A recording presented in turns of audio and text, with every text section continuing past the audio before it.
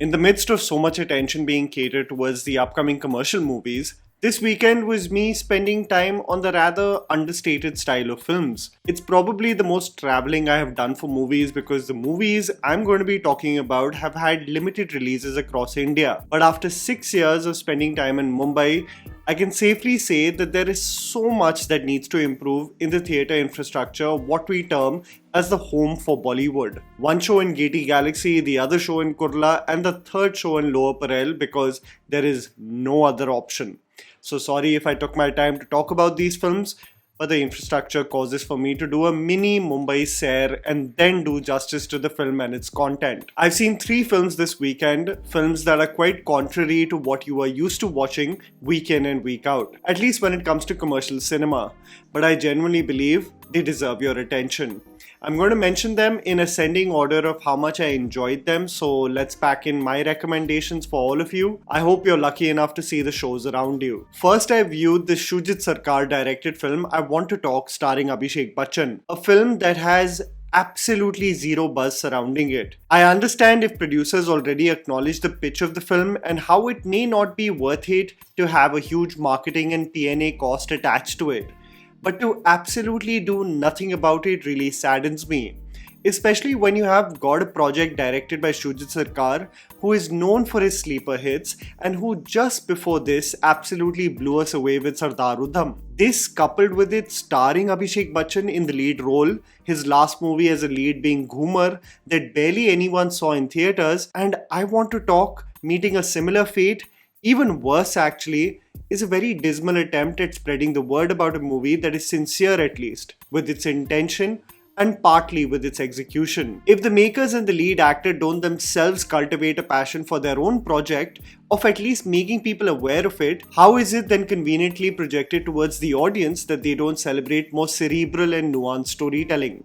It goes both ways. I Want to Talk focuses on the real life story of Arjun Sen, an NRI working in advertising and the marketing field and whose life completely changes when it is announced that he has been diagnosed with throat and colon cancer. How Arjun deals with the life-altering operations that follow and the complicated relationship with his daughter over the years forms the basic premise of I Want to Talk. Shoojit has absolutely broken me with the tale of a life-altering condition and companionship that follows through those arduous years with a compelling tale like October. And I seek for the same heart and the same tehrav that I experienced and remember so vividly. The problem with this film is that while the individual journey is heartfelt and inspiring in so many ways, the people around him, other than his daughter, seem like distant strangers, both to Arjun and us.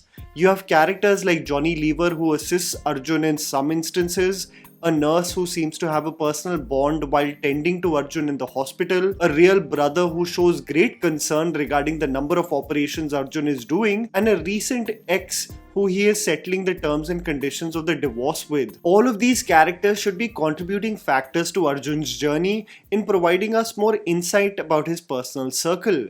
However, the random structure of the screenplay turn them into strangers who come in and out as they please, much like extras of a stage play. These instances are heartfelt and sometimes funny sequences, but in a vacuum consistently keeping you at a distance, not emotionally investing you, so much so that you don't really feel this gut-wrenching sadness. Abhishek Bachchan as Arjun shines, a stickler for details, incessantly pestering his doctors for every minute detail, and being a fighter, willing to go the extra mile to survive, and more importantly, assumes the role of being a lone warrior, not wanting a pity party from anyone around him. In turn, this inadvertently isolates him, even from his daughter, who he considers closest to him. Ahilya Bamru as the daughter Riya provides great support in her debut role. Life tends to make you assume it's only harsh towards you, clouding you of the judgment that others have it quite tough in life as well. It doesn't mean that it's not true if it's simply not communicated. There are some heartbreaking instances in the film reflective of a disease that completely takes over one's body,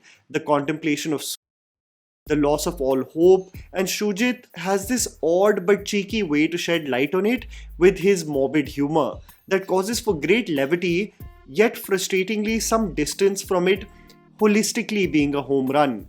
You like it, but you don't somehow get there to loving it. especially when put into context with his celebrated filmography. Arjun's tenacity is infectious, refusing to be a statistic, reflective of so many of us who live life with horse blinkers on, only to be completely thrown off track with its unexpected curveballs. I felt proud to see Abhishek shine in this role, something a lot of you must see, for there is a brilliant artist there. We often forget about this amongst the noise that takes over the news cycles. While the film is an inspiring tale of perseverance, I really think it missed the mark in being an emotional tale with its more intimate moments, something that I experienced in films like 50-50 and Whale. The second film I want to speak about was the Payal Kapadia directed film All We Imagine Is Light, which many people believe got shortchanged in the race for the Oscars. Having won the Grand Prix prize at Cannes, many people assumed that this film had all the signs to be nominated had it been the choice from India. Finally, having got a nationwide India release, I sat to watch this extremely compelling and thought-provoking film, based on the lives of two nurses from Kerala who work in Mumbai, Prabha and Anu, played by Kani Kasturi and Divya Prabha. The film, as it progresses, also sheds light on the life of Parvati, played by Chaya Kadam. The most brilliant aspect of this film is its portrayal of Mumbai as a city filled with immigrants beyond the aspiration of making it big in the entertainment industry. I know it becomes very cliche when someone says that a city depicted in the film is a character in itself, but it couldn't be more of an accurate description when speaking about this film and its portrayal of Mumbai. There is a lingering sadness in every frame of this film. An overcast of grey and blue takes over the film as humans are packed like sardines in every frame, reflective of the Mumbai experience one is privy to. The film sheds light on the transient nature of this city, the fear of calling it home due to its organized madness that seems to have no anchor, reeking of impermanence much like life. The film has several shots of Mumbai that pans across either through the eyes of the Mumbai local or a wide shot of someone crossing a busy street, and it's alive and vibrant yet filthy and disorganized. The city having a corner for everyone who come with their physical and metaphorical baggage to start again. The film showcases the many perils of development, of gentrification, of basic subsistence, and the unlivable nature of our cities today.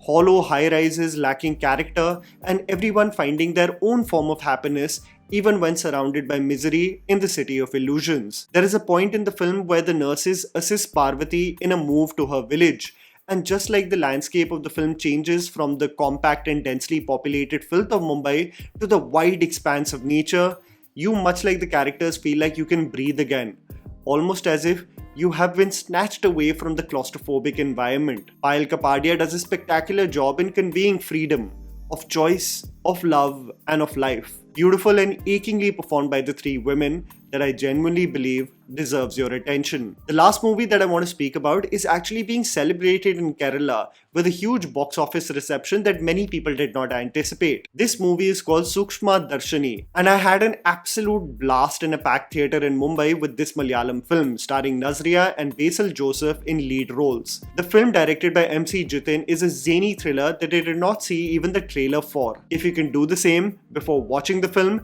I would really recommend the same approach.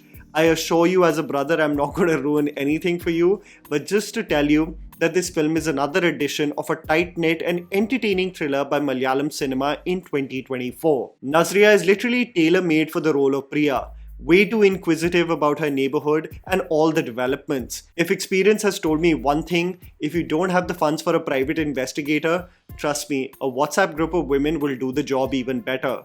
If you have seen the film, you know exactly what I am talking about. Nazriya has this seamless quality of being charming and cute, yet being top-notch with the dramatic portions when the premise demands it.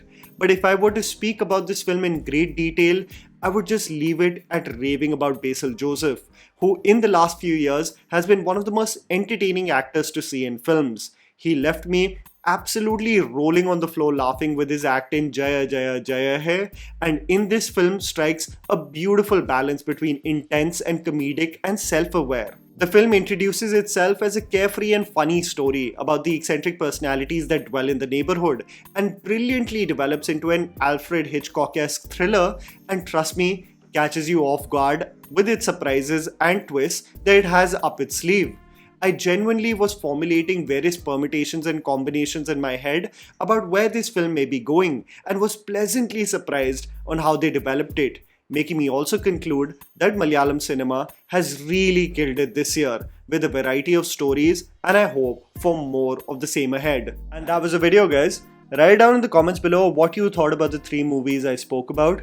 Please don't forget to follow me on Instagram. The handle is right in front of you. Follow me at JammyPants4. Also, please support us by smashing the like button and subscribing to our channel for weekly content ahead. Thank you for watching.